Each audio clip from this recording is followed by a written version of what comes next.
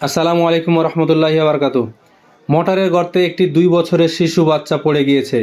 রাজশাহী জেলাধীন তানোর মুন্ডমালা কোইলহাট আমাদের বরেন্দ্র অঞ্চলে কোইল গ্রামে পানির জন্য ডিপ বসানোর চেষ্টা করা হয়, কারণবশত ডিপ হয়নি। এই ডিপটি ভালোভাবে বন্ধ করা হয়নি, যার কারণে 2 বছরের বাচ্চা পড়ে গিয়েছে। রাজশাহী থেকে ভেঁকু নিয়ে আসা হয়েছে এবং তানোর ফায়ার সার্ভিস থেকে উদ্ধারকর্মী তারা উদ্ধার কাজে ব্যস্ত আছে। বর্তমান অবস্থা 25 ফিট মতো খোঁড়া হয়েছে।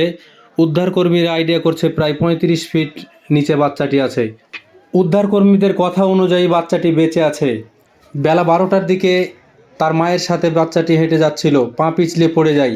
আপনারা সকলে শিশু বাচ্চাটির জন্য দোয়া করবেন আর ভিডিওটি বেশি বেশি করে শেয়ার করে দিন।